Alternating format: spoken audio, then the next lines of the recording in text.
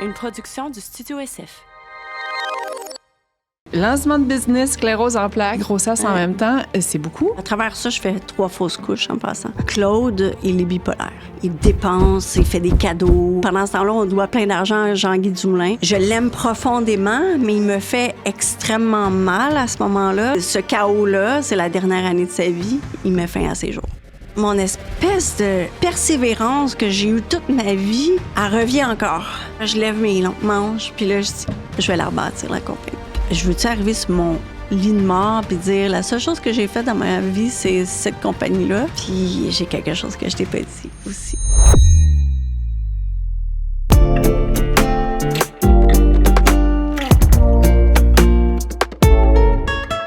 Sophie! Bienvenue à Un café avec Judith Fetzer. Merci de me recevoir. Et, enchantée. On se connaît pas vraiment. Et j'ai comme envie de donner un petit peu la mise en contexte. Pourquoi tu es ici aujourd'hui? Depuis le lancement du podcast, j'ai reçu énormément de gens qui veulent venir raconter leur histoire, des gens qui... je vais finir par passer à travers la liste, là, mais on y va un par un. Et toi, c'est ta fille qui nous a écrit, qui m'a écrit. Et c'est pour ça qu'aujourd'hui, on est le lendemain de la fête des mères. Là, on n'est pas comme... Mais on est le lendemain de la fête des mères. Puis, tu l'as pas entendu, son message, fait que je te lis et pour le bénéfice de nos auditeurs aussi. Bonjour Judith, j'ai vu ta publication concernant ta recherche d'invité pour ton podcast et j'aimerais te recommander une personne inspirante, Sophie Rouillé, qui est aussi ma mère. Je sais, en lisant ma mère, tu te dis peut-être que ce n'est pas une suggestion très objective, mais laisse-moi te montrer pourquoi son parcours mérite d'être entendu. Lancer une entreprise tout en accueillant son premier enfant, traverser le deuil de son mari et co-actionnaire tout en reprenant seul les rênes de leur entreprise, supporter 3 enfants d'âges différents dans le deuil de leur père, se reconstruire en tant que femme après une épreuve familiale majeure, vivre avec la sclérose en plaques et la combattre grâce à des habitudes de vie saines, vendre une entreprise basée sur le travail de bureau en pleine pandémie mondiale, redonner à la communauté entrepreneuriale en devenant conseillère d'affaires. Si son histoire t'interpelle, je serais ravie de vous mettre en contact. Et là, moi, j'ai vu ça et je me suis dit, waouh! Si mon fils écrit ce message à quelqu'un un jour, j'aurai vraiment le sentiment que j'aurai accompli mon rôle de mère. Comment tu te sens en entendant ça? C'est de plus en plus une réalité que je vis avec ma fille. C'est vraiment incroyable. Parce que j'imagine justement en traversant toutes ces étapes-là, on ne doit pas tout le temps se sentir au sommet de sa maternité, mettons. Non, effectivement. J'ai jamais été... quand je me compare aux autres mères, puis j'ai entendu ton témoignage sur comment que tu te sentais pas valorisée, mais que tu te sentais vraiment au bon endroit en étant mère, puis accomplie, puis tout ça. Puis moi, j'ai jamais été une mère typique qui je sais pas, qui flatte les cheveux de ses enfants, qui passe du temps très collé ou des choses comme ça. Mais j'ai toujours été voulu être une mère. J'adore les enfants, mais j'ai comme une approche qui est peut-être pas une mère maternelle comme on peut voir ou on peut imaginer, où on a tendance à vouloir être. Puis en conséquence, je me suis pas perçue comme une mère parfaite.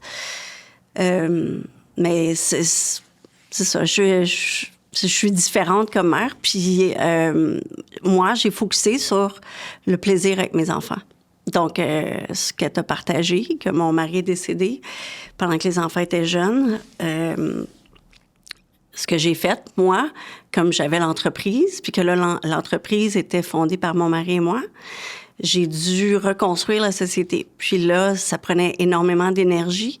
Donc, la première chose que j'ai faite, c'est que j'ai engagé des gens pour faire tout ce que j'avais à faire avec les enfants, avec lesquels j'étais moins bonne ou que j'avais pas de valeur ajoutée. Donc, j'ai engagé une femme de ménage. Puis j'avais déjà une femme de ménage à ce moment-là, mais j'ai demandé de faire les repas, puis de faire les devoirs avec les enfants, Puis tout ce qui me restait avec mes enfants, c'était le plaisir. C'est le bonheur avec eux, puis le loisir avec eux. Comme ça, j'avais tout mon temps sans me sentir trop coupable pour mon entreprise, parce que oui, j'ai travaillé des heures acharnées au début, quand mon mari est décédé, pour la reconstruire. Puis c'est comme ça que je me suis donné le rôle de mère, autrement dit, en ayant juste le bonheur avec mes enfants. C'est tellement intéressant comme perspective. J'ai le goût de remonter il y a à peu près 35 secondes quand tu disais, tu sais, j'étais peut-être pas, j'ai peut-être pas été la mère la plus affectueuse, chaleureuse. Je pense que c'est ça que... Puis ça spark vraiment ma curiosité, où ce que, mettons, pendant que tu étais, tu sais, justement moins chaleureuse, moins affectueuse, tu t'en rendais compte, puis tu disais, ben, it is who I am, ou tu disais, ben, je devrais peut-être plus l'être, ou comment tu vis ça? Je pense que c'est une prise de conscience actuelle, peut-être plus que du passé. Par contre, si je te ramène à quand j'ai eu mes enfants, quand j'ai accouché, moi, il n'y avait pas de programme en tant que femme entrepreneur. Là. Ouais. J'étais pas seule à cette époque-là. On était les deux. Il y avait mon mari et moi. Mais j'ai pas eu de chômage ou de coussin pour me permettre de payer quelqu'un d'autre dans l'entreprise pendant que moi, j'étais pas là. On n'était pas dans l'entreprise qui était encore très prospère. Puis, en conséquence, j'ai eu des congés de 2 mois et demi, 3 mois seulement par enfant, dans le cas des 3 enfants. Mais en même temps, ça me manquait pas tant parce que cette partie-là d'être à la maison, à m'occuper d'un enfant puis être dans une bulle seule avec un enfant, ça a été très difficile pour moi. Ouais. C'est pas la partie que je te dirais que je préfère. J'adore les enfants. J'ai super hâte d'être une grand-mère. Je trippe à l'idée que je vais l'être éventuellement. Puis je veux être disponible, puis je veux tellement être présente. Mais d'être 24 heures sur 24, tu le fais avec un bébé dans une maison quand tu es habitué d'avoir des challenges, de vivre des défis, de construire une entreprise, d'être dans la business. C'était pas pour moi, cette partie-là.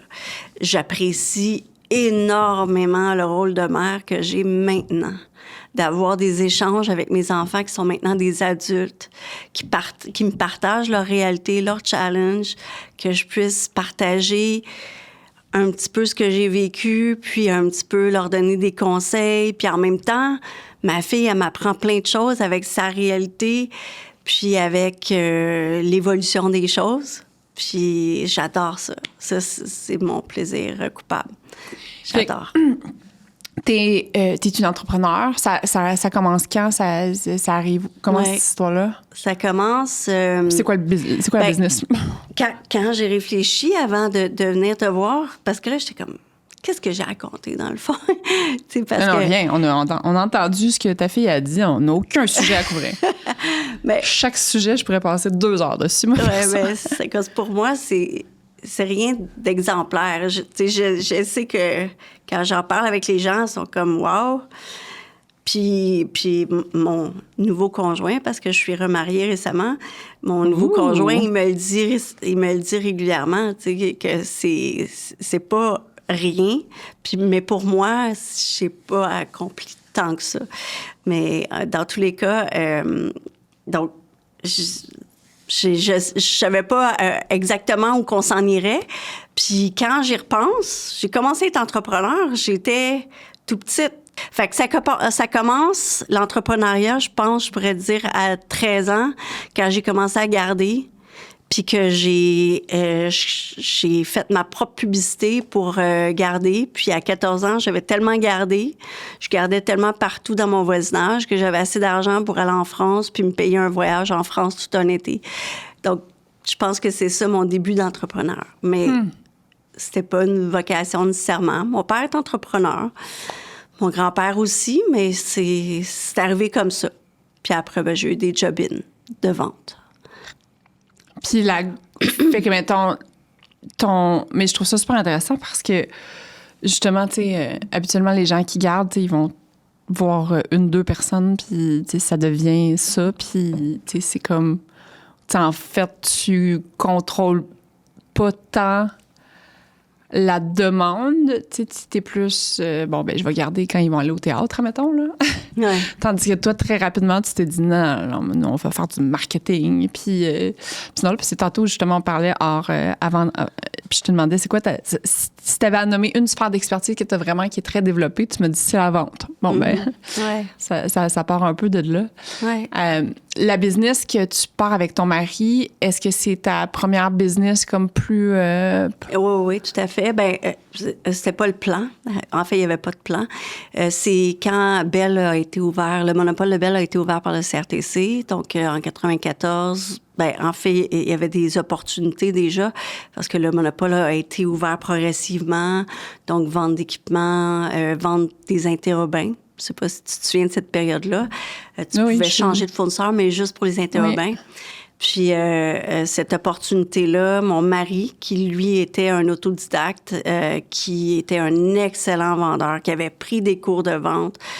Mais moi, j'avais une formation en fait, à cette époque-là, je n'avais pas la formation, mais un intérêt plus pour la comptabilité. Puis, mon mari saisit une opportunité. Puis, il était intéressé par l'informatique qui était à ses tout débuts, à cette époque-là. Puis, il vend un système à une compagnie. Puis le gars lui dit « OK, parfait, je fais le chèque de dépôt à quel nom? » Puis il invente un nom. La compagnie n'existait pas. Puis on va créer la compagnie après. Et à ce moment-là, ça, c'est pendant que je suis enceinte de Audrey-Anne, justement. OK. Donc là, tu as quel âge à ce moment-là? Je suis enceinte à 22 ans. OK. Donc, tout se bouscule extrêmement rapidement, là. C'est ça. Business, premier enfant. Ton mari, à ce moment-là, ça fait combien de temps que tu le connais? Ça fait combien de temps que vous êtes ensemble? Ça fait, quand je suis tombée enceinte, ça faisait 3 mois, je pense, qu'on était ensemble. Oui. Wow! C'est ce qu'on pourrait appeler une erreur de jeunesse, mais en même temps, c'était pas une erreur. Là. Ça a été un homme que j'ai aimé profondément. Là. C'est juste... c'est arrivé vraiment vite, puis c'était pas prévu. Puis... ça a été heureux comme ça. Wow. Ouais. Puis, mettons, j'imagine qu'à cette époque-là, l'avortement, ça ne doit pas être full, tu sais, dans le sens que... Ah, mais je voulais des enfants. Même à ça, OK. J'étais très jeune. C'était pas un plan d'en avoir comme ça, vite de même. Mais lui, il avait 8 ans de plus que moi. OK. Donc, lui était à 29 ans à ce moment-là, probablement. Puis, en conséquence... On a gardé Audrey-Anne, évidemment. Puis on a parti la compagnie, donc, pendant ce temps-là, pendant la grossesse. Mais c'est aussi pendant la grossesse que j'ai eu mon premier épisode de sclérose en plaques. Ah ouais? Oui. Puis ça, c'est... Tu sais, dans le sens que pas le savoir, je serais jamais allée dans cette direction-là. Oui. Comment ça se passe? Là... OK, lancement de business, sclérose en plaques, puis grossesse en même temps, c'est beaucoup? Oui, mais j'avais un emploi, fait que là, je suis je suis pas en congé de maternité, je travaille encore pendant la grossesse, mais là, j'ai un épisode de sclérose en plaques. C'est quoi un épisode, admettons? Déjà, est-ce que tu connais bien la maladie? Je connais la sclérose latérale amyotrophe, parce que ma mère elle est décédée de ça. Okay. C'est des cousins éloignés, mettons, fait que je connais un peu moins. Parfait. La sclérose en plaques, c'est une maladie qui est méconnue, puis qui... C'est pas malheureux, mais je veux dire, qui laisse pas nécessairement d'apparence... j'ai l'air normale. Oui. Mais la sclérose en plaques, c'est une maladie qui, donc, attaque le système... en fait, c'est une maladie auto-immune, puis en conséquence... Puis là, je vais probablement pas utiliser les mots scientifiques ou la bonne description, mais le problème, c'est que ton système neurologique va être impacté par une attaque, par ton système immunitaire qui va s'attaquer à la myéline, de tes nerfs. Donc, un petit peu comme un fil électrique, les nerfs sont recouverts d'une myéline qui recouvre les nerfs, qui les protège. Donc, en s'attaquant à la myéline, il va avoir des impacts sur tes réflexes ou tout ce qui est contrôlé par le système nerveux. Donc, tu peux avoir des problèmes avec ta vue, des problèmes avec ta dextérité, des problèmes à marcher, à parler, causer, soit sporadiquement, soit en évolution, puis en dégénérescence, en fait. Puis, donc, j'ai eu un premier épisode, mais on m'a pas dit que c'était la sclérose en plaques. J'ai eu un indice, j'ai eu quelques indices. J'étais très jeune, comme tu as vu, 22 ans. Donc, j'ai pas compris ou catché qu'il y a quelque chose de plus grave que ce qu'on me dit. On m'a juste dit que j'avais une myélite.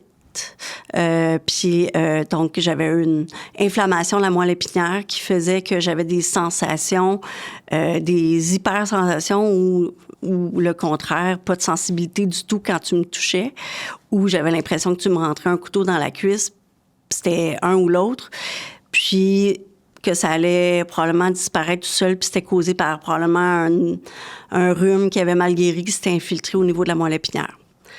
Fin de la discussion, mais comme j'étais enceinte, on avait souscrit à une assurance vie.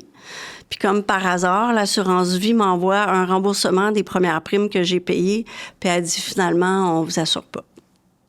Puis je réagis pas plus que ça.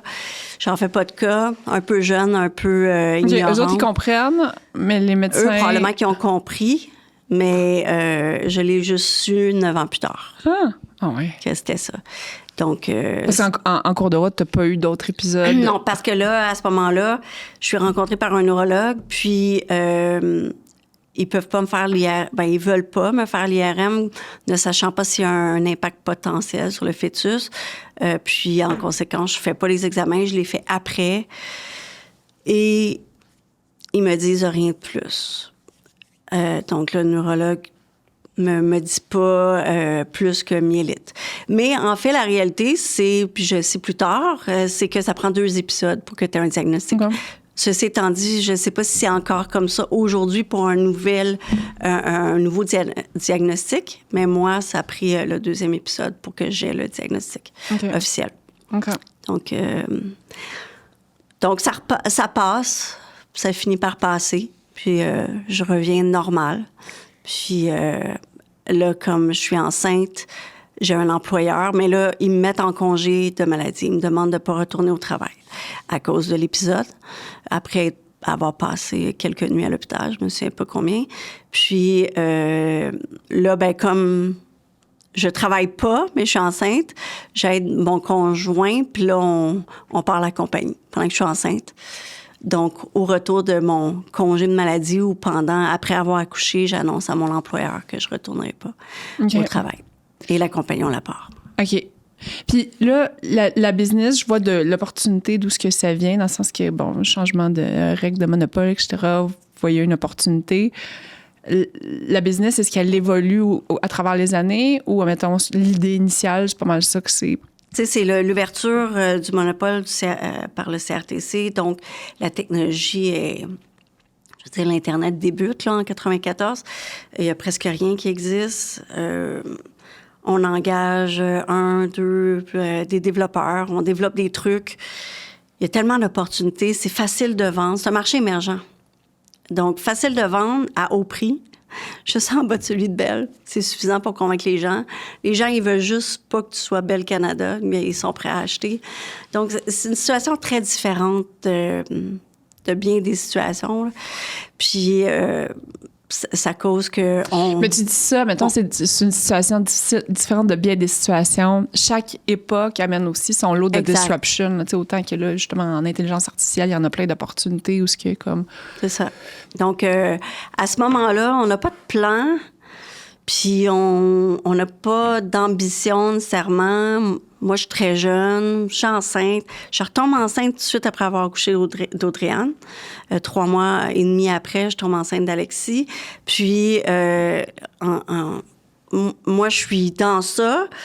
Puis on débute quelque chose. Mais chaque opportunité est un défi, est spécial, une création, une innovation. Mais il n'y a pas de plan. Puis c'est juste d'avoir du profit à travers ces différentes opportunités-là. Mais on n'a pas d'ambition de construire quelque chose de gros. C'est plus de butiner de fleur en fleur, puis d'opportunité en opportunité. Fait que maintenant, vous n'êtes pas assis là, pendant 2 jours dans une salle, puis à faire une retraite stratégique, Non, puis on va établir la tout. vision, puis non. Non, comme je t'ai dit, mon Très conjoint... opportuniste, là. En fait, on n'était même pas mariés à ce moment-là. On s'est mariés en 2002. Tu vois, beaucoup plus tard, après que les 3 enfants soient nés. Puis, mon conjoint, il n'a pas étudié. Il a lâché l'école, je sais pas, secondaire 2 ou 3. Il faudrait que ce soit vivant pour le dire encore, ou sa famille pourrait me confirmer.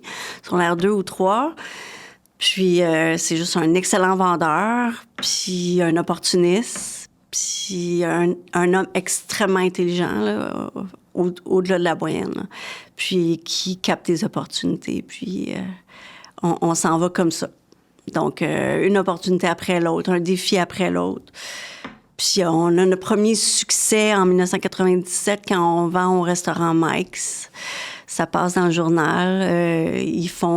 On est épaulé par Carlo Tarini. Il a fait parler de lui récemment dans les médias quand que Trump a mis les tarifs là, par rapport au fait que lui n'allait pas voyager en dehors retourner aux États-Unis. Mais c'est un gars qui est bon avec la communication, la com, comme toi. Puis, donc, on passe dans le journal. C'est moi qui passe en full page, femme d'affaires. Donc, en 97, j'ai 25-26 ans. Puis, j'ai une page complète dans le Journal de Montréal, la journée que Lady Di décède. Donc, le seul journal qui est publié, parce que c'est le jour de la fête du travail, si je me souviens bien, c'est bien ça. Puis, en conséquence, j'ai une page complète sur moi. Comment ça sur toi au lieu de sur ton mari? Parce que je pense que c'était l'idée de Carlo Tarini qu'on parle de moi. Là, parce que, en fait, j'étais la présidente de la compagnie. La compagnie était à mon nom. Parce que mon ex-mari, potentiellement que mes enfants le savent pas, ça, nécessairement. Scoop! Ouais, bon, qu'est-ce qu'il a fait de tout croche pour qu'il soit pas le président? C'est ça. Il était pas nécessairement son affaire. Quand je l'ai rencontré, il y avait pas de permis, il n'y avait pas de carte d'assurance maladie, mais il conduisait un auto, il n'y avait pas de... Il a fait plein de choses bien spéciales. Un bon TDAH. Beaucoup d'histoires que je peux compter. Je pense que c'est pas le point, mais dans tous les cas, il avait fait faillite personnelle, puis il n'avait jamais réglé. Tu as comme une étape à la fin, quand tu fais une faillite personnelle. Ah non, ça, je connais pas. Fait qu'il était comme resté en faillite personnelle comme 9 ans. Okay, mais il n'avait jamais comme fait l'étape pour dire que je sors de faillite personnelle. Je connais pas le détail de comment ça fonctionne pour pas l'avoir fait, mais je savais qu'il y avait une étape qu'il n'avait pas faite. Fait qu'il était officiellement en faillite, fait qu'il pouvait pas être président. Fait que la compagnie était à mon nom exclusivement. Et là, le 3e enfant, il arrive-tu un autre 3 mois plus tard? Non, là, ou tu te donnes une petite, 5 ans plus tard. 5 ans plus tard, OK. Ouais. Fait que le lancement de la business, on a dit que c'était en 92, c'est ça? 94. 94, premier succès d'affaires, 97. Là, j'imagine que votre situation financière, comme là, au moins, à partir de 97, vous devez être un petit peu plus... Oui, on vit... vous roulez peut-être pas sur l'or, là, mais non, on roule pas sur l'or. Paycheck, c'est ça. Puis on n'a pas des ambitions de devenir ultra riche. On a juste des ambitions de bien vivre, puis d'avoir du plaisir. Puis on est jeunes, puis on a beaucoup d'amis alentour de nous qui ont un petit peu le même montée en puissance, si je peux dire. Puis on se suit comme à travers nos défis, challenges de business. Puis on apprend nos échecs, nos erreurs, puis de nos wins. Puis, Fait que vous faites partie comme de la communauté entrepreneuriale, start-up d'il y a... Oui, fort probablement. D'il y a 20 mais ans. à cette époque-là, il n'y avait pas les incubateurs, Non. il n'y avait rien de ça. Là. Non. Il n'y avait rien, oui. Puis Puis on avait du plaisir, beaucoup de plaisir. Puis oui, on commence à avoir, on achète une maison, on achète un premier bateau, un plus gros bateau, un autre plus gros bateau. Puis oui, il y a tout ça. Puis on se marie, puis on fait un gros mariage avec hélicoptère, avec la grosse réception. Puis toi, t'arrives en hélicoptère ou? Mon conjoint. OK. Puis avec les enfants. Puis on repart en hélicoptère. Moi, j'arrive en Porsche. C'est pas ma Porsche, c'est la Porsche d'un ami qui avait une Porsche qui me la prête. Là. En fait, je ne savais même pas. C'était mon conjoint qui avait organisé. Je l'ai su le jour même du mariage. Il y a une Porsche qui arrive. Ah, OK, on s'en va en Porsche. Puis on s'en va à l'église comme ça. Puis on repart en hélicoptère. Fait que... La business grandit, c'est une structure, c'est une croissance qui est exponentielle, qui est ultra rapide, qui est assez linéaire. C'est assez linéaire. C'est juste peut-être plus dans la technologie. Puis là, en fait, à travers ça, il y a en l'an 2000, as-tu connu les magasins Dumoulin? Oui. Audiotronique. Donc, M. Dumoulin, Jean-Guy Dumoulin, qui est le fondateur des magasins Dumoulin, les 130 magasins qu'il y a eu au Canada, avait vendu une partie de ses parts. Puis là, si je fais des erreurs, pardonnez-moi, mais à ma connaissance, c'est qu'il avait vendu une partie de ses parts et il décide d'investir dans plusieurs sociétés, dont la nôtre. Il devient actionnaire chez nous. Et ça nous a donné c'est comme si on avait atteint notre seuil de connaissance, puis ça nous a comme relancé. Puis M. Dumoulin, il a un profil plus similaire au mien, plus rationnel, plus posé, plus analytique, un intérêt plus pour les chiffres, la comptabilité. C'est un excellent gestionnaire. La raison pourquoi il a réussi à monter Dumoulin à 130 magasins à partir de 1 magasin, c'est son excellente gestion. C'était quelqu'un extrêmement humble, extrêmement posé. Ça a été quelqu'un de fantastique pour moi. Puis, donc, c'était en fait mon ex-conjoint, puis je vais le nommer, Claude. Donc, Claude Fraser, pour ceux qui l'ont connu. L'avait connu parce qu'il avait acheté une télé chez Zénith où est-ce que M. Dumoulin travaillait, puis il n'avait pas payé sa facture, puis c'est M. Dumoulin qui l'avait appelé directement. En fait, c'était pas chez Zénith, justement. Non, c'est chez Dumoulin qu'il l'avait acheté. Mais c'était une télévision de marque Zénith. Parce que M. Dumoulin avait travaillé aussi chez Zénith. Fait qu'il l'avait pas payé. Puis là, M. Dumoulin l'avait appelé pour qu'il paye. Puis là, il était allé le voir. Puis ils se sont liés d'amitié au final. Mais voyons donc. Ouais, c'est comme ça. Puis quand M. Dumoulin rentre dans l'entreprise, vous, c'est parce que vous êtes en train de, vous structurer pour aller chercher du capital, ou c'est vraiment que M. Dumoulin, il voit lui, puis il est comme, « Hey guys, ça vous tente-tu que j'investisse dans la business? » Comment que c'est arrivé? Je pense que c'est plus une demande de Claude de dire, on a besoin, de quelqu'un pour nous aider à aller plus loin. Passer au prochain niveau. Il nous manque, quelque chose. Puis il a pas mis de l'argent, il a mis son nom. OK. Fait qu'on a comme créé une nouvelle compagnie, puis on a comme transité les actifs de la première compagnie dans une nouvelle compagnie, puis ça l'a comme constitué notre mise de fonds, puis c'est comme ça qu'on était là, ensuite les 3 actionnaires. Mais là, M. Dumoulin, à part mettre son nom, j'imagine qu'il met du temps, de l'énergie. Oui, mais il opère pas. Quand? C'est pas un opérateur. Il était plus comme notre conseil d'administration, un petit peu. OK. Mentor. On se parlait régulièrement. C'est pas tous les jours, mais aussi on se voyait régulièrement, comme une fois par semaine. OK. Puis avec ce que tu dis il y a 2 minutes, quand tu parles de lui, de son excellente gestion, puis de l'impact qu'il a eu sur ta vie, est-ce que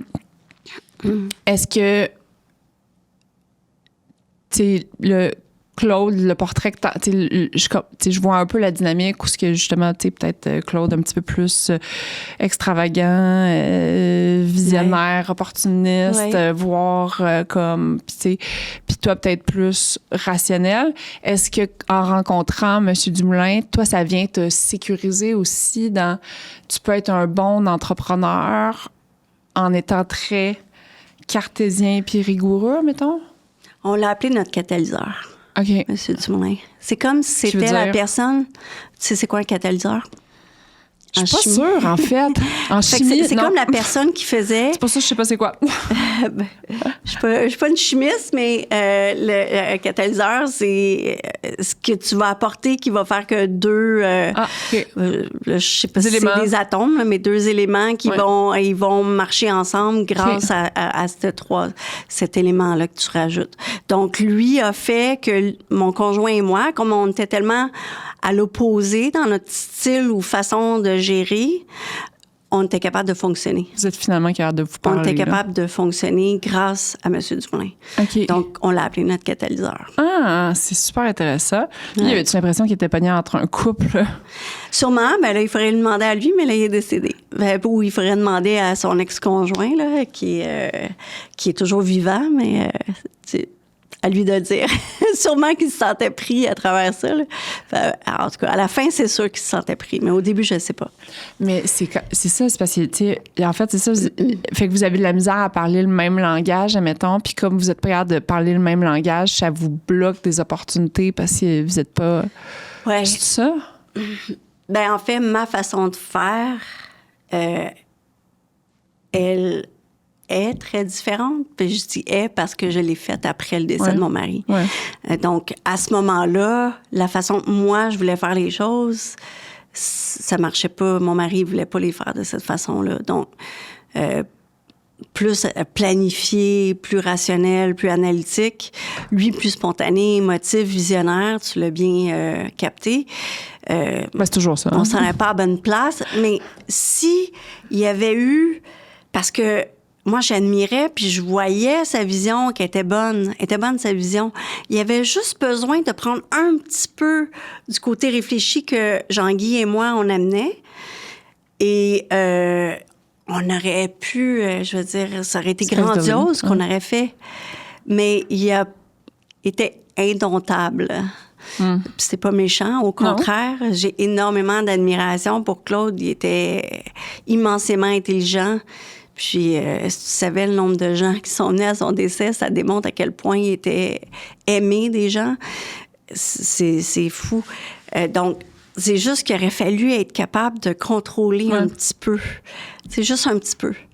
Parce que, qu'est-ce qui est arrivé, c'est que quand Jean-Guy était là, toi, tu dis, Jean-Guy devait se sentir un peu pris dans un couple.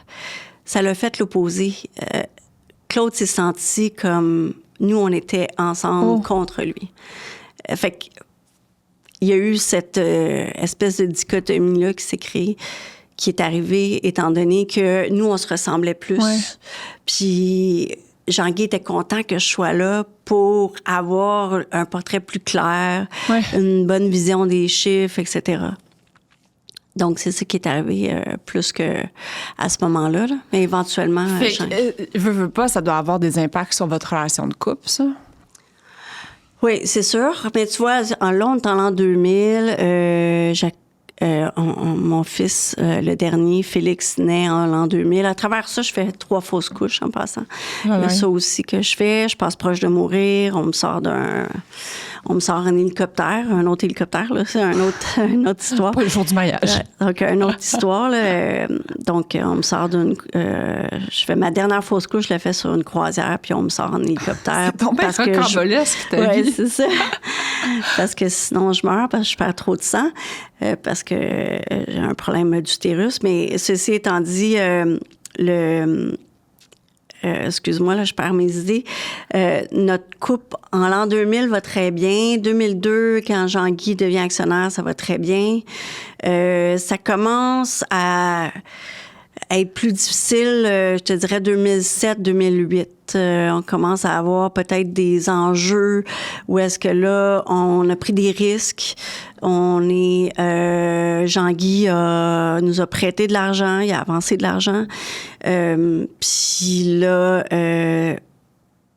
la technologie change. Mm-hmm. C'est là qu'on commence à faire de la voix sur IP. Il y a une pression.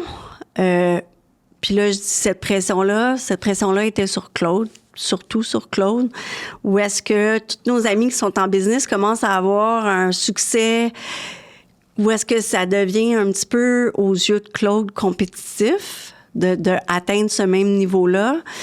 Puis, Claude, il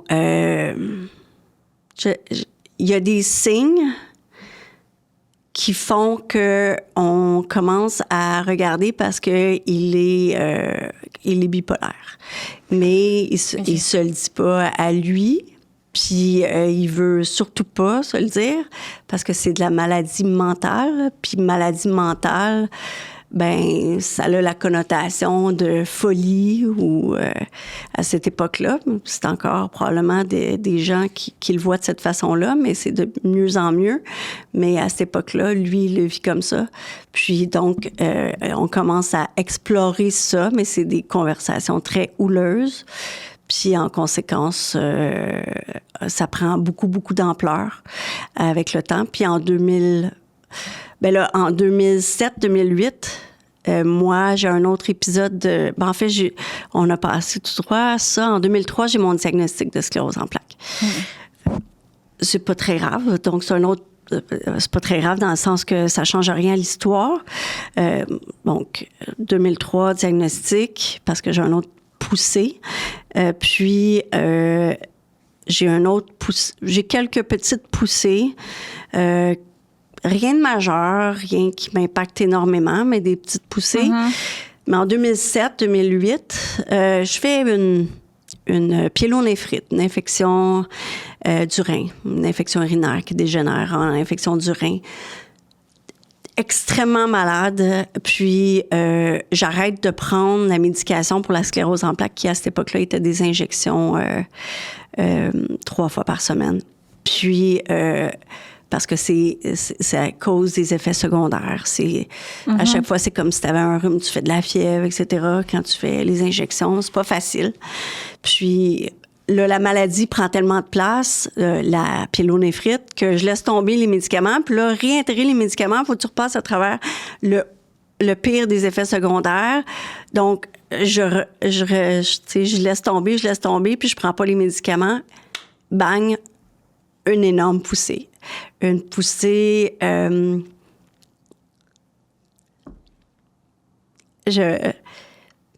pense que je ne vais plus jamais marcher.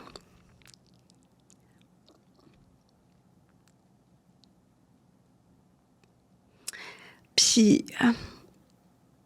c'est affreux. Donc, ça, c'est en 2008. Puis... pas capable de parler comme il faut, manger, marcher. Mm. Puis c'est la claque. C'est vraiment la claque qui fait que premièrement, j'ai tellement peur de ne pas revenir normal. Mm-hmm. Parce que là, je marche comme une handicapée, je parle. Puis je m'excuse de dire ça pour les gens qui sont handicapés parce que de parler comme une handicapée, c'est tellement dur à dire. Mais donc, je suis physiquement, en apparence, handicapée. J'ai la misère à marcher, j'ai la misère à parler, j'ai la misère à manger, j'ai la misère à bouger une main. Puis j'ai peur que je revienne plus jamais correcte puis incapable de prendre soin de mes enfants. Et j'ai la peur de ma vie, littéralement. Et je reviens correct. Ça dure combien de temps, ça? Écoute, c'est comme un rhume. Tu sais, un rhume, tu sais, je me sens un petit peu pas bien, puis je commence à renifler. Puis le lendemain, je fais de la fièvre. Puis le surlendemain, tu tousses, puis ça va en s'aggravant, puis ça remonte. C'est la même affaire. Ça disparaît progressivement, puis ça arrive progressivement. Mais tu as un pic, évidemment, une période où est-ce que c'est extrêmement dur fait que combien de temps? C'est plusieurs semaines, peut-être 2 mois au total, là, tu sais. OK. Fait que mais progressif. Tu commences à avoir des choses, puis tu arrêtes progressivement d'en avoir. Les employés ne le voient même pas parce que je me soustrais un petit peu, puis ça passe incognito. Puis, mais je suis foudroyée par cet événement-là, littéralement. Je change. Le moral, ça va pas, là. Ben le moral, non, le moral, au contraire. Après, c'est comme si j'avais fait comme, là, je me prends en main, puis là, c'est fini, puis il n'arrivera plus jamais rien, puis là, je reprends les médicaments, mais tellement rigoureusement, l'activité physique, je veux dire, non, mais je parle de pendant ce temps-là. Oui. Tu as tellement de préoccupations que tu n'es pas au meilleur de ta forme, mettons, mentalement. Là. Non, c'est sûr, c'est sûr. C'est vraiment, vraiment, vraiment dur. Puis, donc, puis là, c'est pendant la période que, justement, ça commence à aller mal avec Claude. Donc, c'est ça, 2008, je pense que c'était cet événement-là. Mon médecin pourrait me le dire. Puis, Claude renie la bipolarité. Puis, 2009 à 2010, c'est le cas. Mettons, comment ça se manifeste, sa bipolarité? Il y a il prend des décisions spontanées. Il en a toujours pris des décisions spontanées, visionnaires, avec beaucoup de risques. Mais là, c'est amplifié. Plein de décisions épouvantables qui, sans consulter Jean-Guy ou de dépenses, il se met à aller régulièrement en Asie. Puis là, il va quasiment une fois par 2 semaines, par mois. Il me dit que... Je l'ai pas vu. Il me dit qu'il passe des journées dans la chambre d'hôtel caché, à pleurer. Mais j'en ai pas connaissance. Je le vois pas. Il est, aux yeux de tous, immensément heureux. Vraiment trop heureux. Extrêmement rayonnant. Et c'est ça. Puis il est très généreux, Claude. Donc, il dépense, il fait des cadeaux, il achète, on achète une immense maison qu'on n'a pas les moyens d'avoir à Boucherville. Puis, dans le quartier, si tu connais le Boisé. Mm-hmm. Puis, on achète cette maison-là en tirant par les cheveux tous les moyens financiers, puis on réussit à l'acheter. Puis là, il met une télé dans toutes les pièces. Il y a une télé dans toutes les pièces. Il achète le meilleur système de son, de cinéma maison, plein de choses comme ça. Il achète une Mercedes. Il achète une deuxième Mercedes. Il va m'acheter une autre Mercedes. On a 3 Mercedes. On a un Jeep Cherokee SRT8. Tu comprends? Plein de choses comme ça. Puis pendant ce temps-là, on doit plein d'argent à Jean-Guy Dumoulin.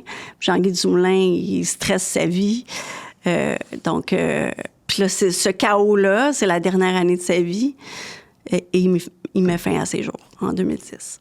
Donc, c'est comme ça que ça arrive. Oui. Ce bout-là, j'ai compris quand tu as commencé à parler de bipolarité. Ouais. J'ai posé mon cahier puis mon crayon, puis j'ai fait OK, j'ai comme pas catché qu'on s'en allait dans cette direction-là. Ouais. Comment... Les enfants, eux, est-ce qu'ils sont au courant? Tu sais, mettons, Audrey-Anne, elle a quel âge en 2007? En 2010, quand elle décède, tu mettons la période 2007-2010, elle a quel âge, elle? Fait qu'elle est née en 94, fait que de 13 à... Fait elle, est-ce qu'elle se pose des questions par rapport à... Qu'est-ce qui se passe avec mon père, ou... Les enfants, oui. Ben c'est ça. Comme juste avant son décès, il déclare qu'il veut qu'on se sépare. Puis moi, je lui dis non, on a juste des problèmes à régler, on s'aime comme des fous. On se sépare pas, il n'est pas question qu'on se sépare. Je t'aime comme une folle, puis au contraire, il faut juste régler les problèmes, puis il veut pas. Je veux qu'on consulte, il veut pas qu'on consulte. Donc, il demande qu'on se sépare. Donc, à un moment donné, je dis, ben écoute, je peux pas dire oui, puis toi, tu dis non. Donc, j'accepte qu'on se sépare. Et j'ai le cœur brisé, littéralement. Et je dois annoncer ça à mes enfants.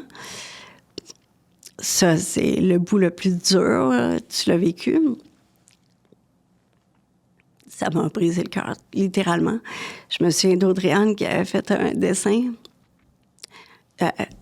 de nous, puis avec les enfants, ou tout le monde qui pleure sur le dessin. Mais donc, on dit aux enfants qu'on va partager la maison le temps qu'on trouve une nouvelle façon. Puis on entame donc pendant qu'il est vivant. Là. Donc, les 6 dernières semaines avant qu'il mette fin à ses jours, on a séparé une semaine, j'allais à la maison, puis lui, il restait à l'extérieur, puis l'autre semaine, donc on a fait ça 3 semaines chacun. Donc, pendant la semaine que j'étais pas là, il m'a fait à ses jours dans la maison. Puis, les enfants... Dans la maison familiale, Oui. quand lui il a la garde, fait qu'à un moment donné, les enfants ils reviennent de l'école. Là. Non, les enfants, c'est la fin de semaine. C'est la fin de semaine du Grand Prix. C'est le dimanche 13 juin 2010. C'est le Grand Prix. Moi, je suis une fan de voitures depuis toujours. Donc, mon petit côté tomboy, là, j'ai mon père qui avait un garage. J'allais aux courses à toutes les années, au salon de l'auto. Donc, j'allais au Grand Prix à chaque année. Et là, comme on est séparés, ben là, je me trouve quelqu'un avec qui y aller. Puis la veille de son décès, évidemment, il y a tous des échanges avec moi là, qui sont assez difficiles. Il rentre dans mes comptes, il réussit à rentrer dans mes comptes Facebook. À cette époque-là, je pense qu'il y avait juste Facebook. Là. Puis à lire mes conversations, puis à écrire à du monde à mon nom, puis à publier des choses. Plein d'histoires comme ça. Je n'irai pas dans le détail, mais les enfants sont jeunes, ils voient des choses. Jusqu'à quel point ils ont compris à cet âge-là, avant le décès, ils n'ont certainement pas tout compris. Après le décès, probablement qu'ils ont fait des liens. Évidemment, plus Audrey-Anne et Alexis qui étaient plus vieux, puis Félix beaucoup moins. En fait, Félix, pas du tout. Ça a été un autre événement extrêmement dur, là. Le jour de la mort, mais aussi le jour qu'il a réalisé que papa revenait pas. Puis que papa était pas juste parti en voyage. Donc, très dur. OK. fait que, mettons... Puis ce que j'en comprends, c'est que, mettons, tu vas au Grand Prix avec un autre homme. Puis non, okay. mais non. Okay. Mais j'étais allée au Grand Prix avec un ami, juste un ami. Mais lui, c'est une genre de jalousie? Non. OK, ça va pas. Il y a eu une jalousie, oui. Il y a sûrement eu une jalousie, là, du fait que j'ai avec un autre homme, mais c'était pas quelqu'un que, genre, j'avais entretenu une relation. Ouais. C'est juste, je cherche quelqu'un pour aller au Grand Prix, puis je suis toute seule. Puis quelqu'un a levé la main, puis a dit moi aussi, puis j'ai 2 billets, ça tente, puis j'ai acheté le billet, puis j'étais allée le samedi, mais ou le vendredi, je me souviens plus. Oui, le samedi. Puis le dimanche, j'avais pas de billet. En fait, je m'en allais le voir avec ma meilleure amie de l'époque, chez elle, quand la police m'a appelé pour m'aviser qu'il pensait que mon mari était dans la maison, puis qu'il était potentiellement décédé. Puis qui a alerté la police? Alexis. C'est Alexis qui était dans la maison, qui a été le sauveur de Félix, qui était avec lui, parce qu'il était dans la maison, puis il a senti l'odeur parce qu'il s'est enfermé dans le garage. Puis il avait barricadé les portes du garage, puis de la porte intérieure, là, la porte d'accès de la maison intérieure pour que les enfants ne rentrent pas dans le garage. Puis il avait ouvert toutes les fenêtres de la maison et la porte de la maison en avant. Les voisins me l'ont dit, je ne sais pas combien de temps après, qu'ils avaient trouvé ça bizarre que la porte était ouverte en avant de la maison. Puis pendant plusieurs heures, elle était ouverte. Mais il avait ouvert toutes les portes de la maison puis les fenêtres, mais les enfants écoutaient la télé dans leur chambre. Puis ils ont senti une odeur, puis sont descendus. Puis là, Alexis pourrait probablement mieux le compter que moi, mais il a essayé d'aller dans le garage. Il a comme eu la perception qu'il y avait un feu. Puis il est sorti, mais comme Claude était bipolaire, puis il faisait des achats comme ça, il avait acheté des cellulaires aux enfants.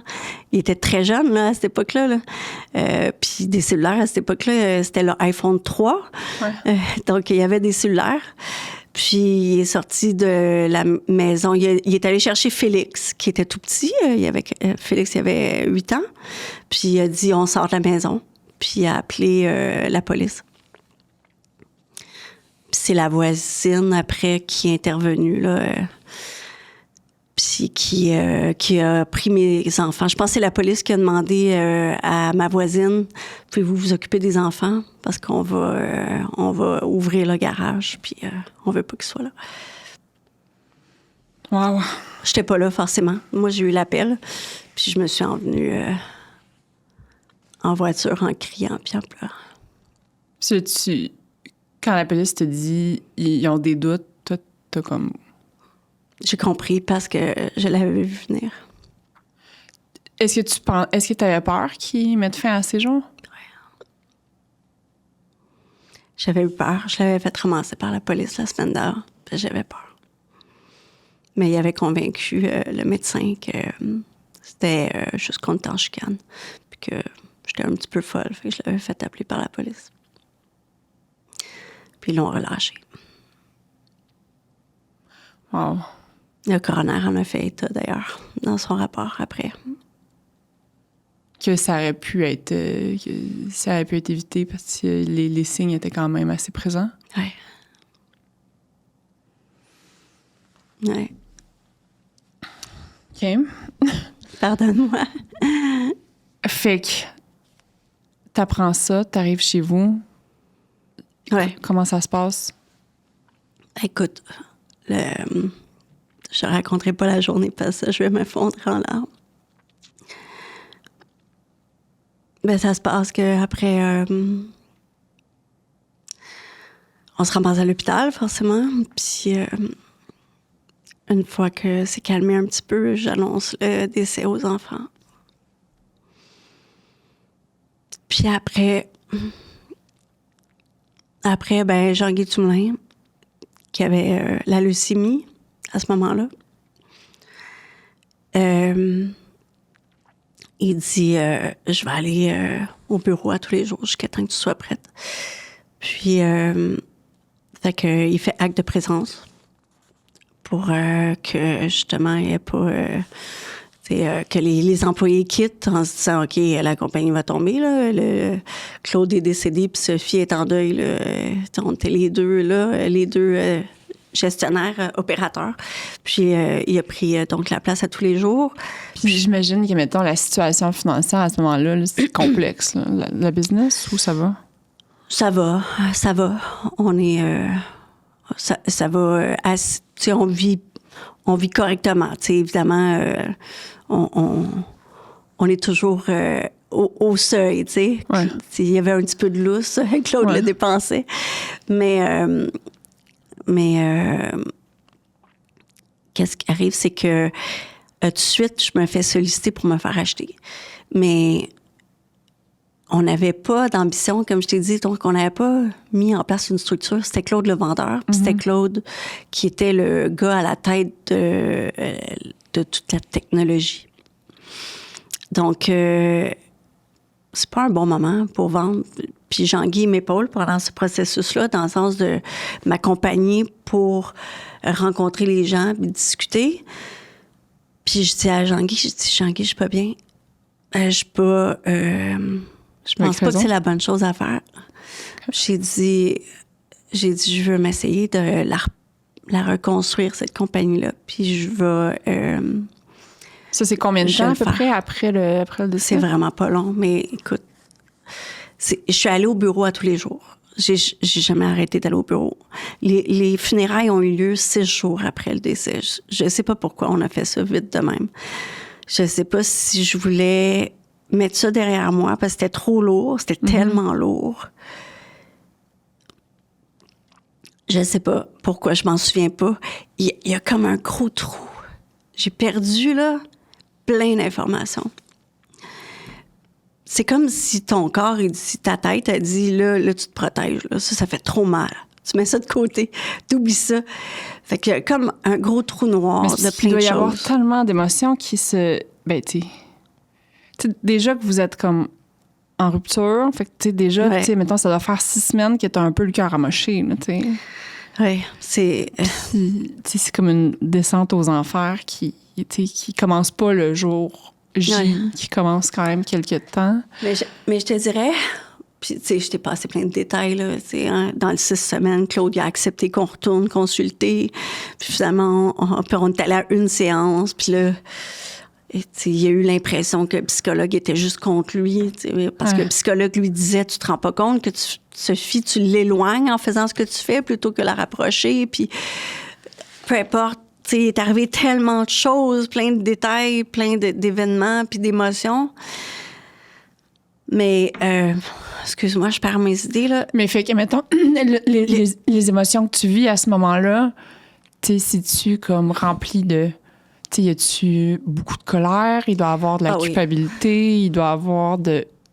Y a-tu du soulagement aussi, tu sais? Bien, en fait, qu'est-ce qui est arrivé, c'est que le 6 semaines...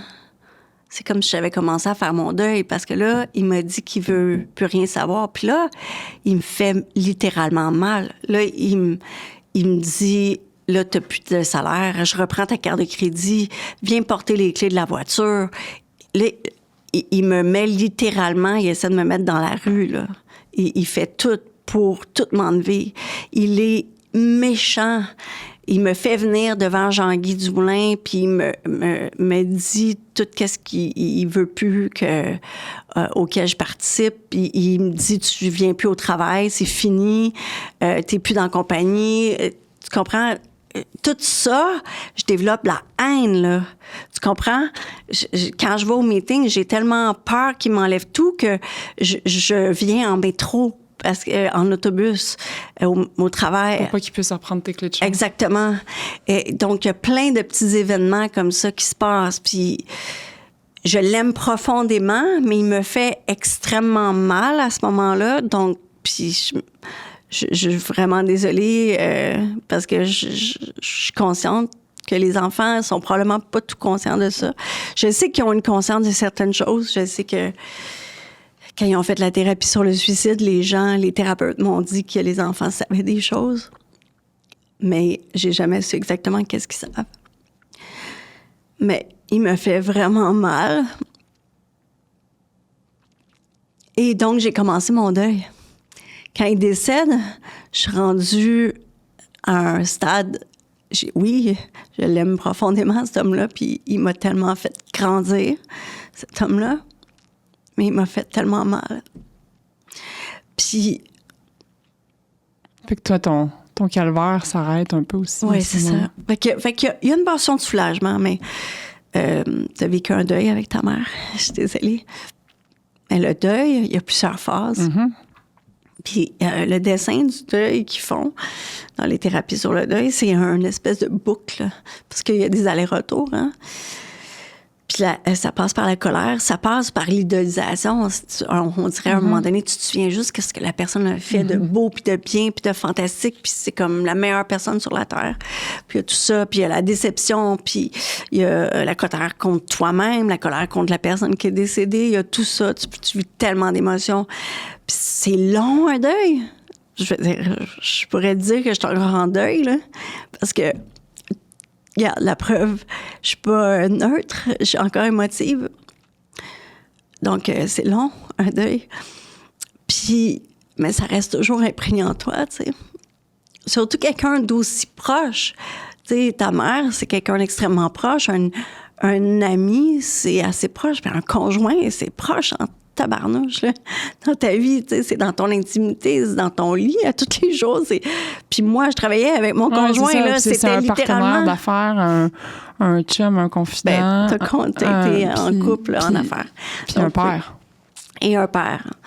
Puis donc c'est ça. Donc, mon deuil est en partie débuté. Ça m'aide, littéralement. Puis, et mon espèce de persévérance que j'ai eue toute ma vie, elle revient encore.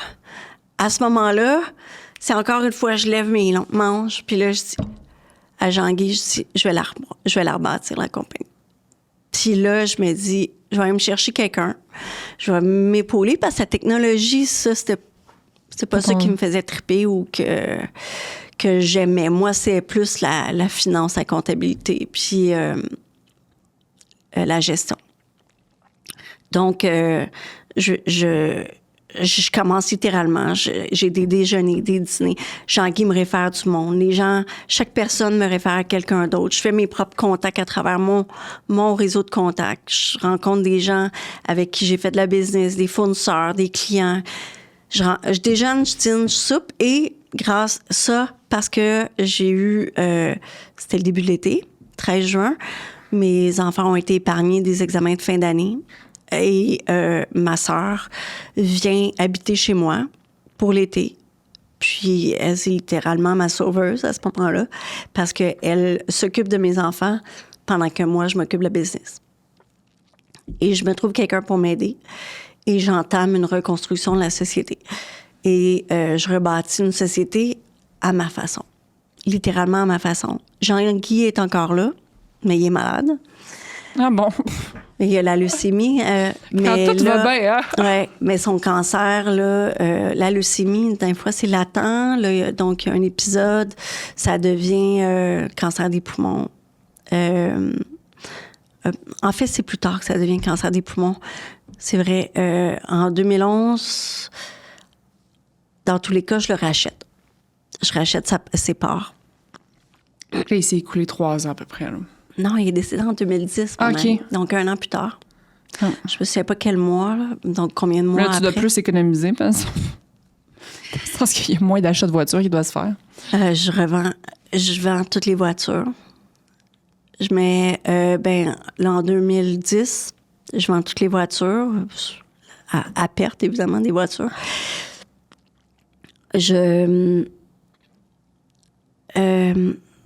Excuse-moi, je trouve quelqu'un pour m'épauler dans la compagnie, mais j'ai un blanc de mémoire, je m'en allais dire quelque chose. Ce que j'ai dit, c'est... J'écoule toutes les dépenses. Les dettes. Je minimise les... Oui, donc j'arrête toutes les... Ah oui, ce que j'allais dire, c'est qu'au moment du décès, on a 6 poursuites contre nous de clients ou partenaires d'affaires. Sur combien, mettons, de clients? C'est-tu comme 6 sur 11 ou c'est 6 sur 400? Non, on avait 1500 clients. OK. À ce moment-là. Peut-être 1000 à ce moment-là. Mais on a 6 poursuites. J'ai 6 poursuites contre la compagnie. Puis là, donc, je contacte les gens. Claude est décédé. Puis je vais me chercher quelqu'un pour m'aider. Puis cette fille-là, Sylvie, c'est une perle. Elle m'aide. Puis on fait des ententes à l'ami. Je vais pas en cours pour aucun des dossiers. Je suis pas mal certaine. Tu dois avoir quand même un petit peu de capital sympathie, dans le sens que... Oui, j'en ai, mais... J'imagine que... L'argent, des fois, ça fait sortir les mauvais côtés des gens. Ouais. Mais est-ce que les poursuites étaient, justement, les bipolaires, c'est souvent comme, justement, les grandeurs, les manies. J'imagine qu'ils étaient peut-être moins outillés, adaptés pour gérer ce genre de situation qui escalade peut-être en poursuite. Puis là, maintenant qu'il n'est plus dans l'équation, que tu arrives, ça... Bien, c'est ça. C'est sûr que le décès de Claude, il y a plus... probablement que dans les facteurs qui ont mené à sa décision de mettre fin à ses jours, il y avait tous les problèmes dont les poursuites qui étaient causées. Jean-Guy Dumoulin disait qu'il dormait plus, etc. Plein de choses comme ça, là.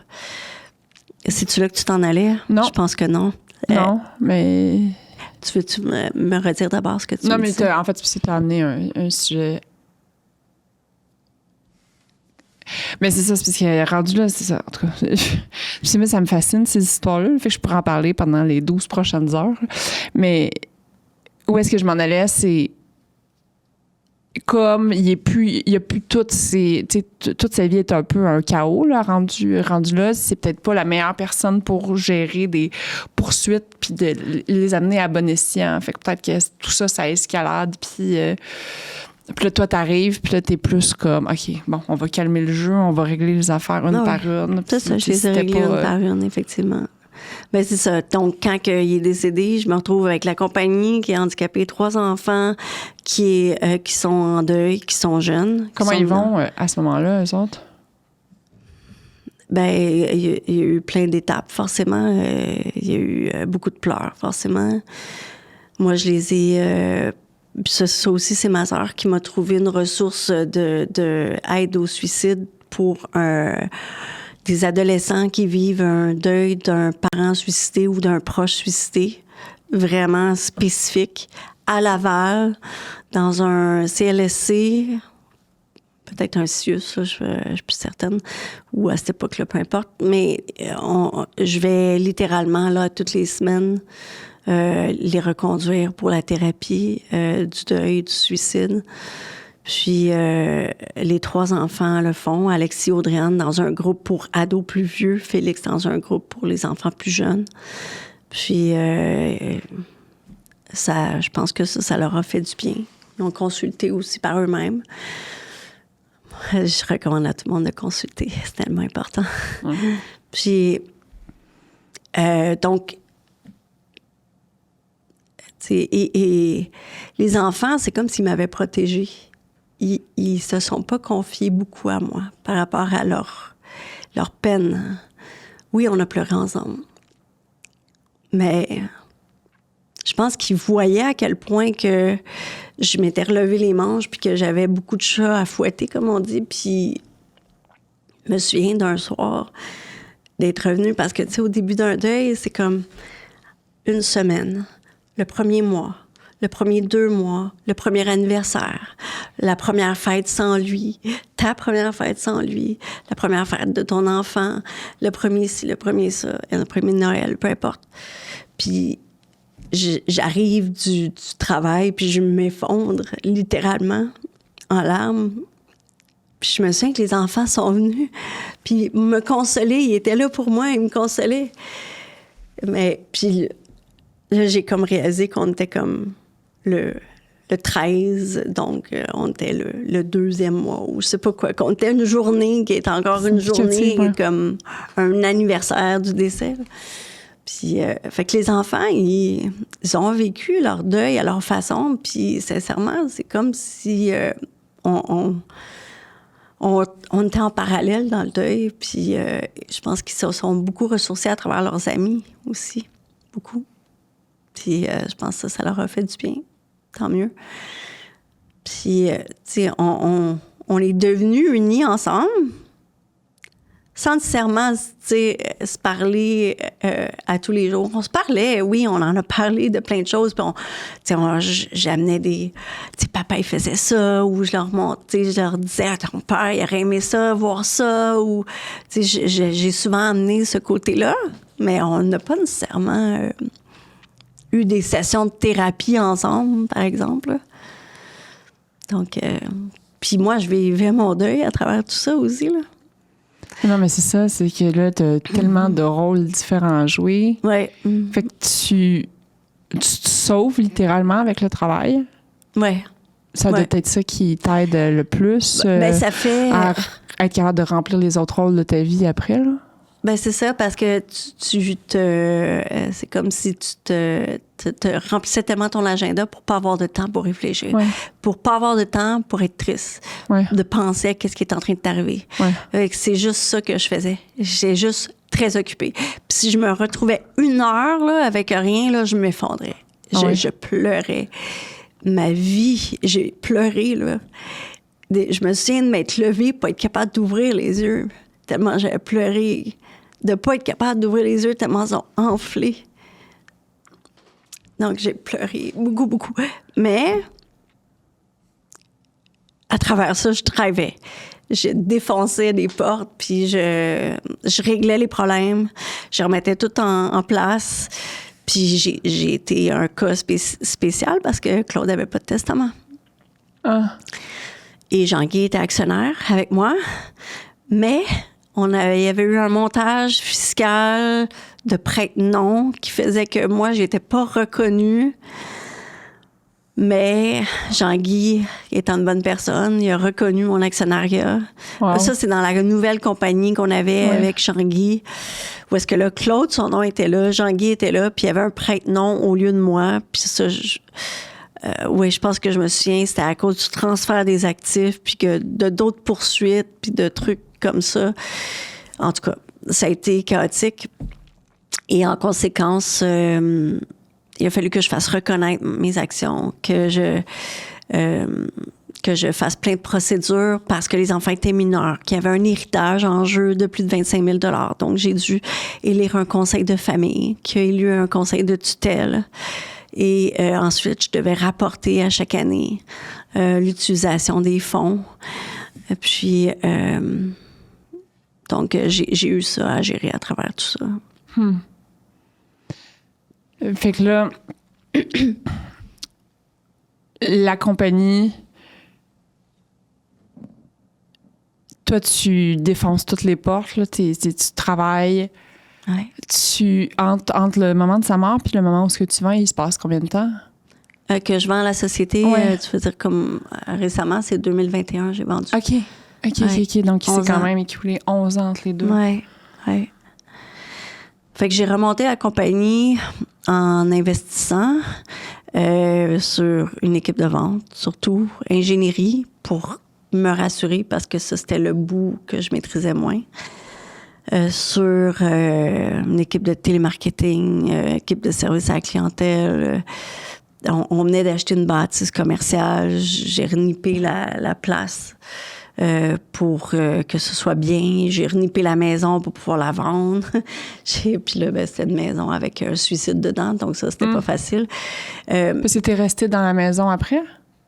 Je suis restée jusqu'à temps que je la vende, oui. Mon Dieu. Oui. Je vais pas aller chercher mon épicerie trop sur le garage. Oui, c'est une étape à faire. Tu pouvais-tu rentrer dans ton garage sans y penser? Non, encore une fois, j'ai un garage à la maison, puis je rentre pas ma voiture sans y penser. Donc, j'y pense littéralement tous les jours. Quand je rentre dans un garage. Ouais, ça, c'est quelque chose que tu n'oublies jamais. Jamais. Mais donc, oui, j'ai habité dans la maison après, puis même au début, avec l'odeur qui restait de l'exhaust de la voiture. Mais je sais pas comment on fait. Hein. C'est absurde quand tu y penses. Mais il y a des gens, justement, qui sont pas capables de le faire là, pour avoir côtoyé, parce que là, après que mes enfants aient fait la thérapie sur le suicide, je l'ai fait moi aussi. Donc, j'ai rencontré d'autres gens qui avaient vécu la même situation que moi. Il n'y en a pas beaucoup qui ont pris le même chemin que moi. Il y en a beaucoup qui ont laissé tomber. Ont laissé tomber quoi? De se laisser aller, puis de pas... puis de dire plus jamais je vais être en couple, puis je vais pas me reconstruire. Puis il y en a beaucoup qui font ça, malheureusement. Peut-être que c'est leur parole à ce jour-là. Ouais. Mais donc, j'ai reconstruit la compagnie. Tu parlais de persévérance. Je sais pas si j'appellerais pas plus ça de la résilience. Dans le sens que j'ai eu un invité au podcast, Benoît Chalifou, qui est super intéressant, puis qui parlait de la résilience, justement, puis que la résilience, ça s'apprend, mais aussi, c'est comment une des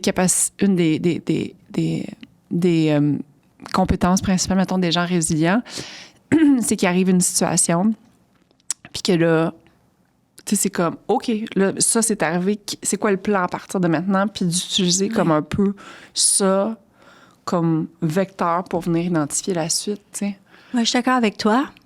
Mais la persévérance fait aussi partie de ma personnalité, dans le sens que quand il est arrivé des problèmes, j'ai continué, puis j'ai continué, Ouais. puis j'ai continué. Tu sais, je te disais tantôt, j'ai eu des broches pendant 13 ans suite à l'accident à mes dents. Mais ça, c'est c'est de l'entêtement, là, Ouais. plus. Mais oui. Donc, c'est de la persévérance dans le côté négatif. Dans son côté négatif.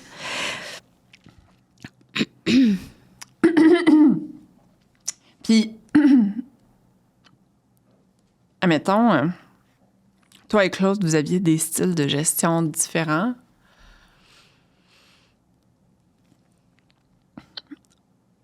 On dirait que j'ai... Tu sais, puis c'est justement à cause de la colère que tu as dû accumuler dans les derniers temps, ou ce que comme... Est-ce que il y a chez toi aussi la notion qui t'anime de... Je te l'avais dit que ça aurait marché comme ça. C'est arrivé, oui. Ça m'est arrivé des fois de dire ça toute seule dans ma voiture. Ouais. C'est ça. Oui. Puis quand on vit un deuil, on dirait qu'on cherche des signes, hein, des fois aussi. T'es comme, je vais faire ça si c'est bon, là. Fais bouger la plante ou je sais pas quoi, là, tu sais. Mais... T'as-tu des plantes qui ont bougé? Non, jamais arrivé. Malheureusement, j'aurais aimé ça. Non, ça n'a pas marché. On cherche des signes, on aimerait savoir des confirmations, mais j'y ai parlé souvent. J'y ai parlé souvent dans ma tête, oui. Ouais. Tu y as parlé, mettons, puis t'avais comme l'impression qu'il... Ben, tu sais, Jean-Guy Dumoulin, quand je l'ai racheté, puis... en fait, non, c'est plus tard. Ben, quand je l'ai racheté, il était un peu déçu que je le rachète. Moi, c'était dans mon désir de... Ben, en fait, c'était plus comme si c'était le plan qu'on avait. Si quelqu'un décédait, c'était ça qui était prévu. Mais quand j'ai commencé à avoir du succès avec la compagnie, il m'a dit, je savais que j'aurais dû rester dans la compagnie. Il m'a dit, c'était charmant comme message. Et, donc, oui, j'ai parlé souvent à Claude dans ma tête. Ça m'arrive encore de temps en temps.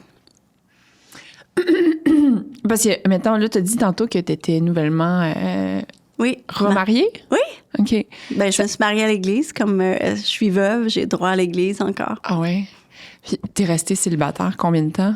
Je suis pas restée célibataire très longtemps. J'ai exploré beaucoup parce que ça fait drôle à dire, hein? Réseau Contact, ça s'est fait aller. C'était sur Réseau Contact que j'ai rencontré mon conjoint actuel. Je sais. Puis là, t'es en affaires, t'as 3 enfants mineurs, t'es veuve, t'as pas vraiment le temps de rencontrer des gens autrement que par les réseaux sociaux. À cette époque-là, Réseau Contact qui était in. Ouais. Puis j'ai rencontré beaucoup de monde. Ceci étant dit, c'était presque juste des entrevues dans le sens que c'est comme si, à un moment donné, j'avais une page blanche devant moi maintenant. J'avais vécu une relation longue. J'ai passé 17 ans avec Claude. Puis, j'étais mariée depuis presque 10 ans avec lui. En fait, ça faisait 10 ans l'année qu'il est décédé. Puis, cette page blanche-là, ça m'a permis de définir c'est quoi je voulais maintenant, puis où j'étais rendue dans ma vie. Mais cette page blanche-là, je l'ai remplie, entre autres, par les petites fréquentations que j'ai eues suite au décès de Claude. J'ai eu des fréquentations qui m'ont fait du bien, que je savais que c'était pas des fréquentations pour la vie, mais qui m'ont fait du bien parce qu'avec Claude, j'avais un gros déséquilibre, surtout à la fin. Puis ça m'a permis de côtoyer autre chose, puis de dire « Ah, tu vois, ça, j'aimerais ça avoir ça dans ma vie de façon permanente. » Ah, ça, vraiment pas. Puis ça m'a comme permis de définir c'est quoi je voulais. C'est quoi les choses que tu as identifiées? T'en souviens-tu? Ben, c'est niaiseux comme Claude était pas sportif. Fait que moi, j'allais comme faire du ski de fond avec les enfants toute seule. Avec les 3 enfants, je partais, on allait faire à Longueuil, le parc régional. Parc Rousseau, ouais. Oui, près du parcours du cerf. Là. Puis on faisait ski de fond. J'allais glisser avec eux. Glisser d'un fois Claude Dounet, par exemple. Donc, je faisais du sport avec les enfants sans Claude ou des activités. Ma mère, elle m'a appelée à un moment donné, j'étais là à un repas familial, puis j'étais arrivée seule parce que Claude n'est pas venu avec moi, puis elle m'a appelé la veuve pendant que Claude était vivant parce que j'arrivais toute seule, souvent, aux événements familiaux. Puis ça, c'est quelque chose que j'ai décidé que je voulais plus dans ma vie. Je voulais que faire du sport avec mon conjoint, puis faire des événements familiaux avec mon conjoint. Ça, c'est quelque chose, ça n'est une chose que j'ai définie, qui était super importante pour moi. Mais tu vois, c'est drôle parce que quand tu parles de ta relation along the way, tu sais, jusqu'à temps qu'on arrive comme à 2007, admettons, j'ai quand même l'impression que c'est une relation où tu t'épanouis quand même beaucoup. Mm-hmm. Puis même quand il prend la décision de te quitter, t'es comme, mais non, mais je t'aime tellement. Mais d'un autre côté, t'as quand même une couple de besoins qui sont pas... oui, totalement. Qui sont pas répondus. Puis ça, c'est ton entêtement, c'est ton romantisme, où t'es capable de faire des concessions puis capable de vivre avec ça. Je connais aucune relation parfaite. Je connais personne qui est avec quelqu'un puis qui va pas dire que la personne elle a des défauts. Si tu es comme ça, partage-le moi, mais je connais personne comme ça. Et Christy, non. Et je pense que les personnes avec qui on vit, qu'on aime, c'est les personnes dont les défauts nous dérangent le moins. Donc, tout le monde a des défauts, moi aussi, entre autres.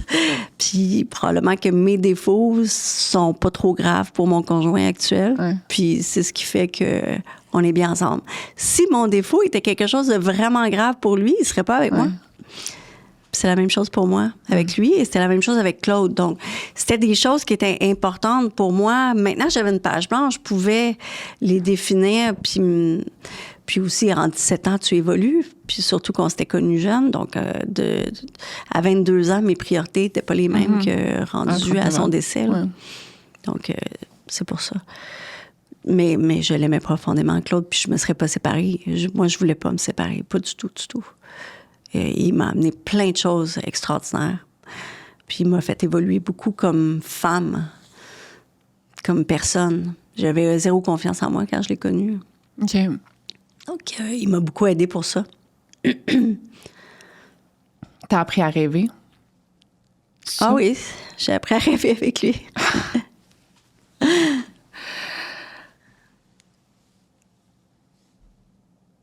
Donc, tu prends la décision de racheter M. Dumoulin. Pourquoi tu prends cette décision-là? C'est parce que tu veux te préparer à vendre l'entreprise? Ou...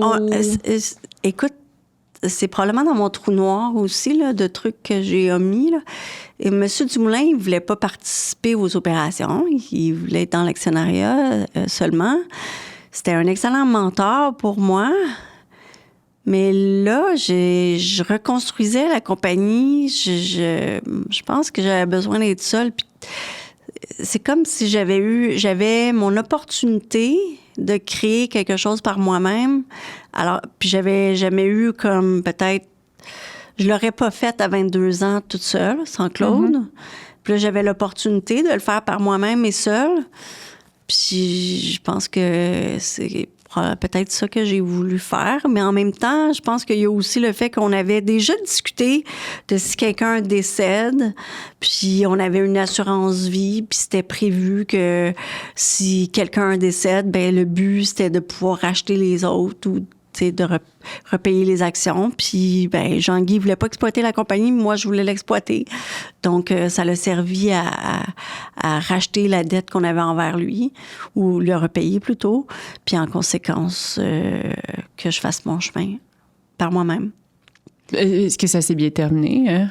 Vraiment bien terminé. Okay. Vraiment bien. J'étais avec lui la veille de son décès en 2013, 14. 14, je pense. Wow. C'est puissant quand même. Oui. Ah oui, c'est un homme extraordinaire.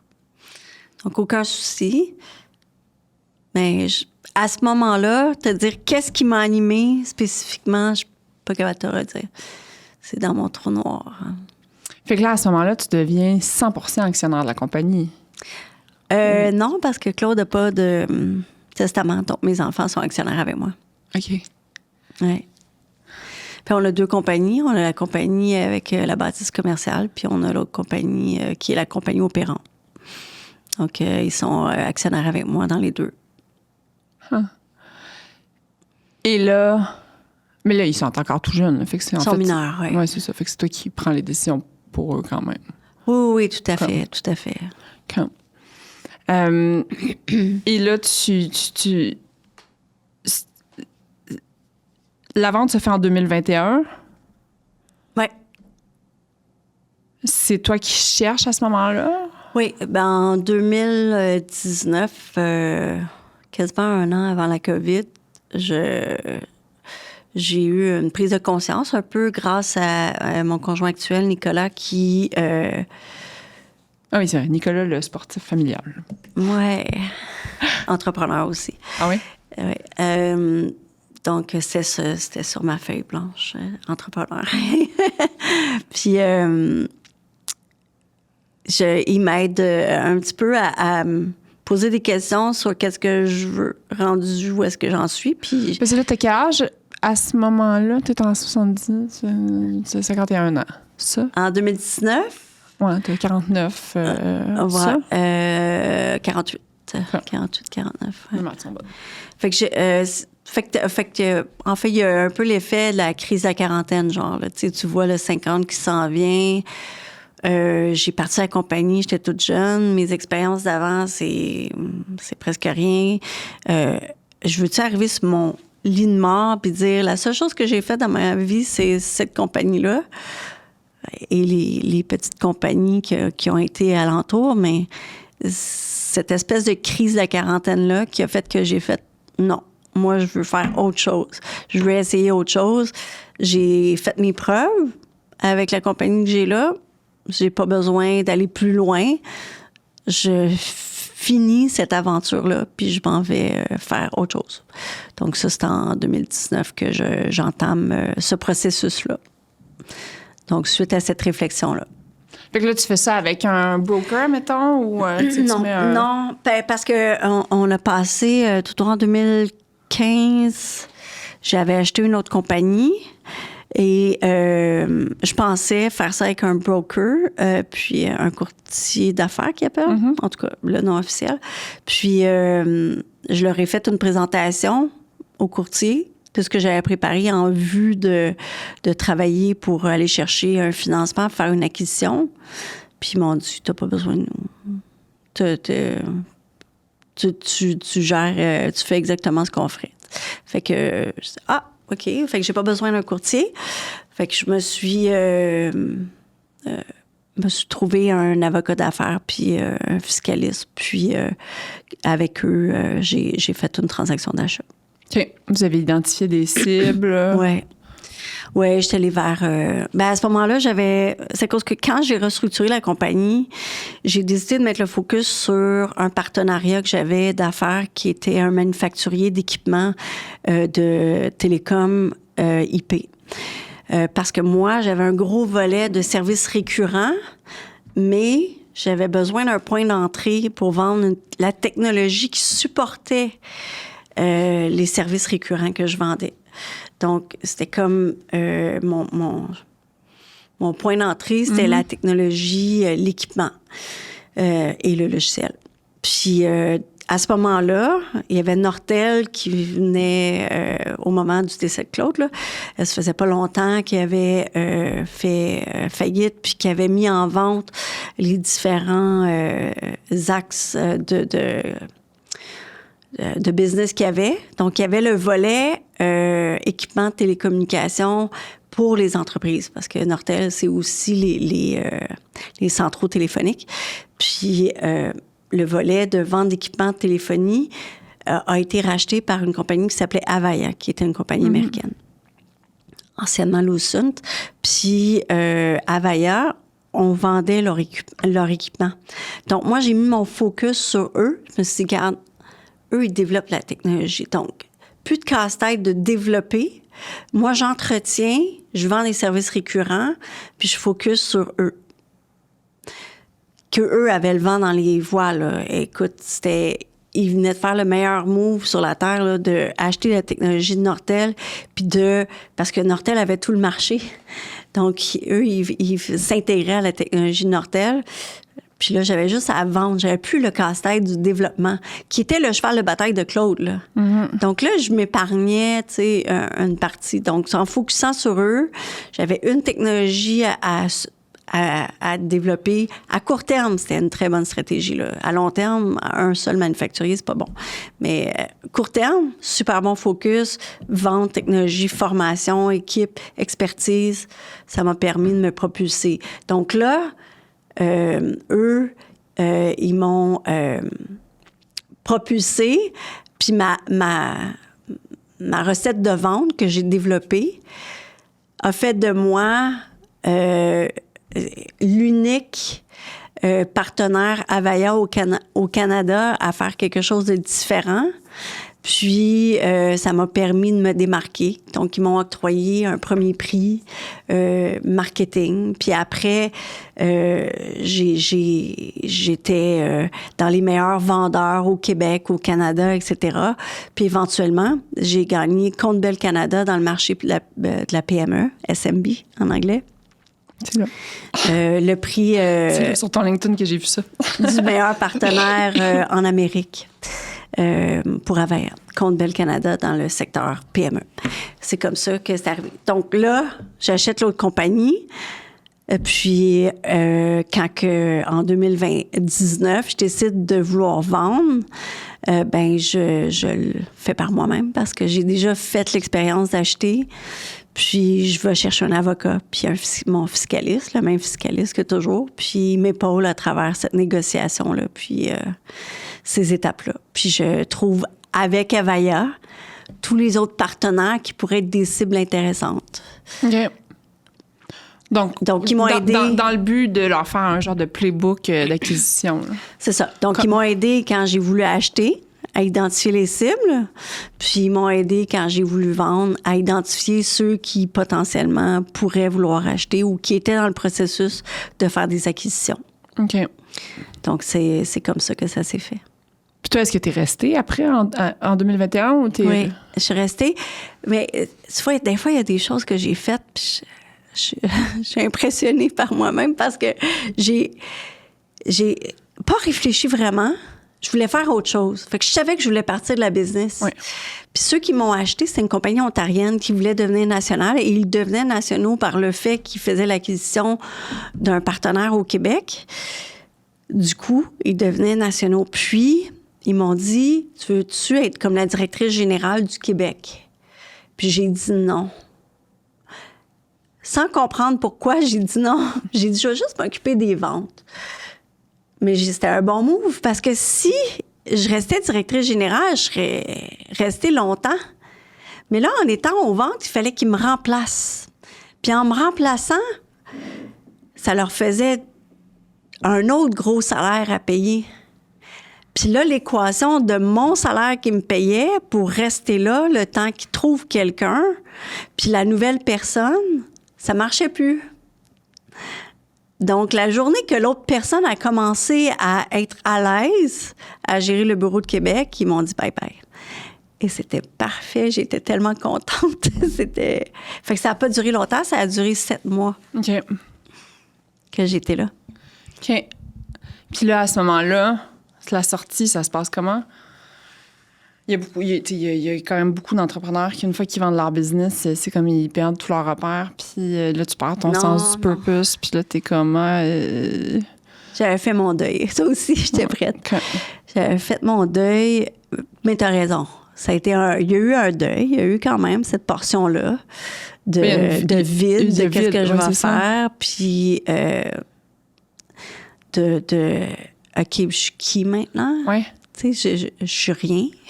Tu sais, on s'identifiait. Là. C'est fou, hein? Je suis la présidente, je suis l'entrepreneur. Là, je suis l'ex-entrepreneur. J'ai été l'entrepreneur. C'est une réalité difficile, t'as raison. Mais tu vas dans un 5 à 7, puis moi, c'est Judith, OK. Oui, je sais. Puis là, ils attendent comme que tu finisses, tu sais. Oui. La fille de Cookit. Là, maintenant, je suis comme, j'ai un podcast. Mais tu sais, dans le sens que... Oui, je sais. Tu sais, t'étais comme habituée. Moi, c'est Judith, la fille de Cookit. Là, c'est genre, il n'y a plus de ça, là. Fait que... Ouais. Donc, oui, il y a eu cette fracture-là. Parce mais en que, même temps... question, est-ce que cette transaction-là te permet d'assurer ton avenir financier? Oui. Dans le sens que t'es-tu obligée de travailler à partir de là? Ou tu pourrais passer ta vie... Je suis pas obligée de travailler. OK. J'étais trop proche. Je suis pas obligée de travailler. Mais je n'ai pas assez à mon goût. OK. Puis, je suis pas rendue surtout à dire je vais dépenser mon capital. Ouais. Je veux encore subvenir à mes besoins, puis je veux faire autre chose. Mon objectif, c'est de faire autre chose. Mais ce que je t'ai pas dit, ça, c'est 2 épisodes dans ma vie.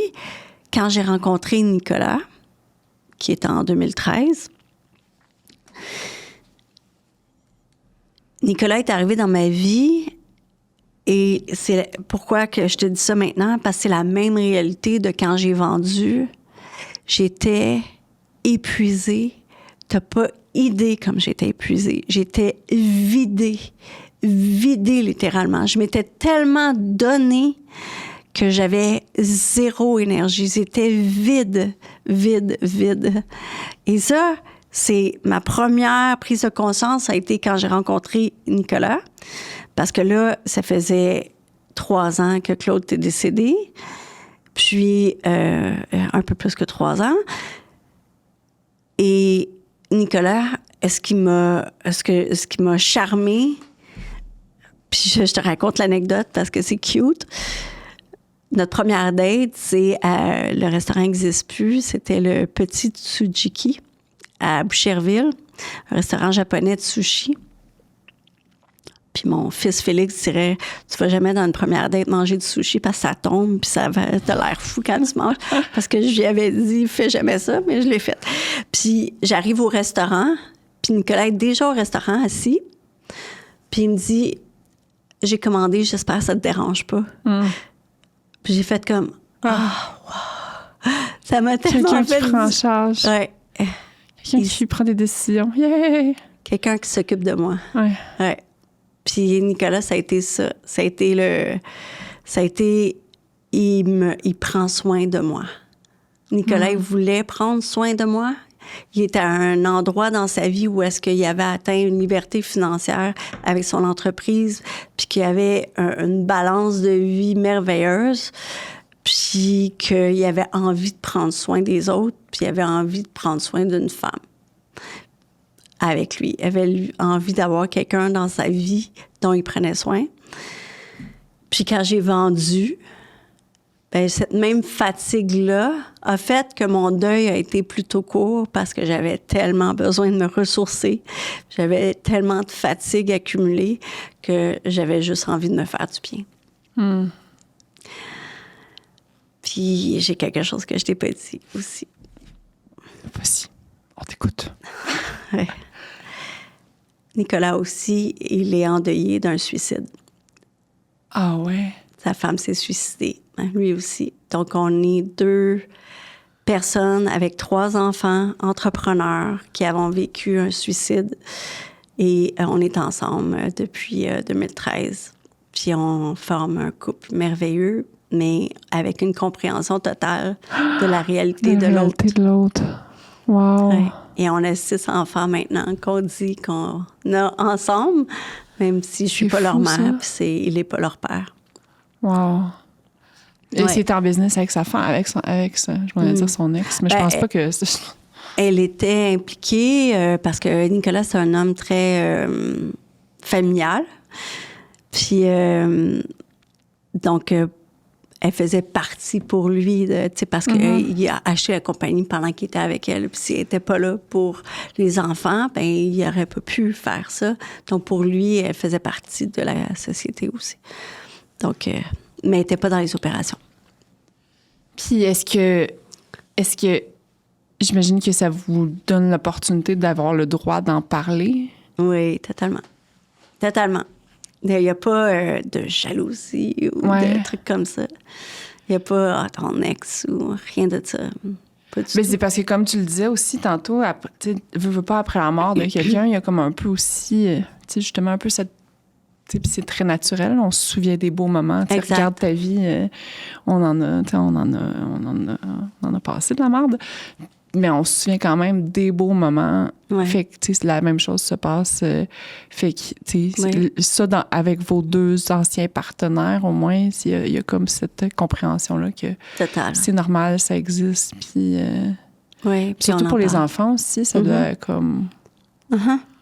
Bien sûr, avec les enfants, on en parle beaucoup.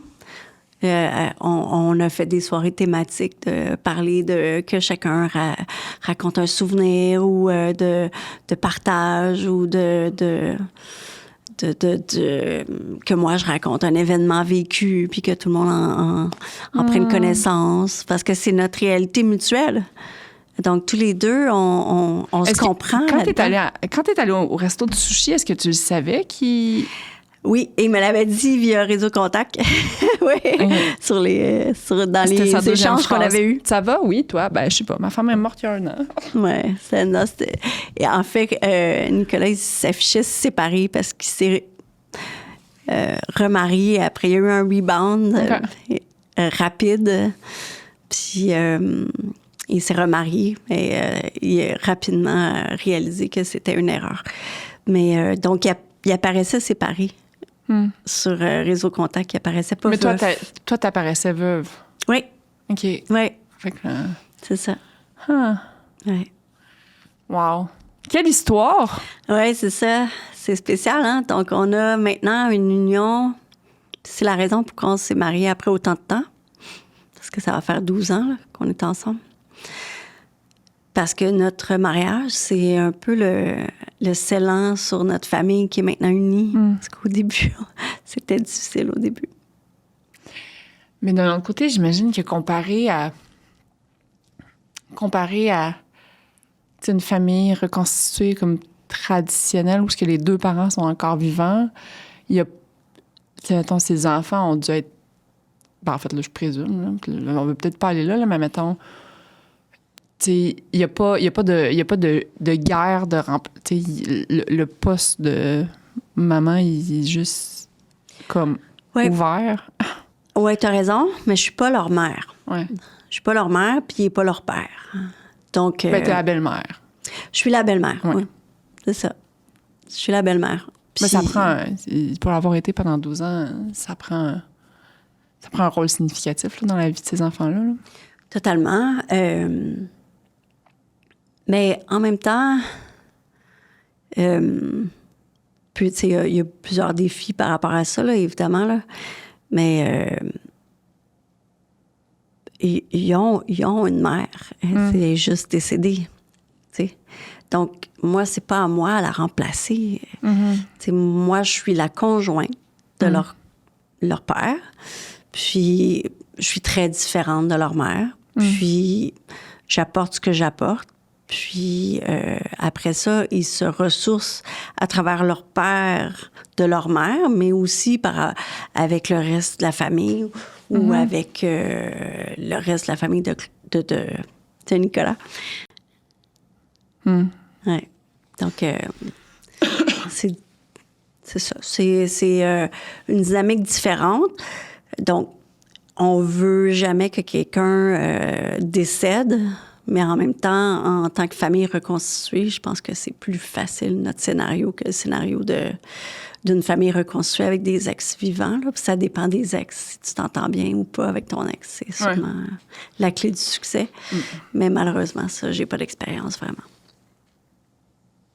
Ben, j'aime quand même mieux que mon ex soit en vie. C'est pas toujours facile, la collaboration. Exact. Mais malgré tout, j'aime mieux que mon fils, puis... Il y a accès à un père c'est vivant, c'est ça. Parce que sincèrement, ça, c'est vraiment difficile. Même si des fois, je me dis... Mais non. Mais j'ai vraiment été fâchée à certains moments. Ah, c'est sûr, c'est sûr. Puis c'est tellement difficile. c'est tellement difficile de se séparer pour l'avoir fait très, très... Ouais. de façon très écourtée. C'est tellement difficile parce que la colère, la jalousie, la haine qui rentre dans l'équation, puis ça doit être affreux. Là. Il y a plein de choses dans l'équation. Donc, félicitations à tous ceux qui s'entendent bien après.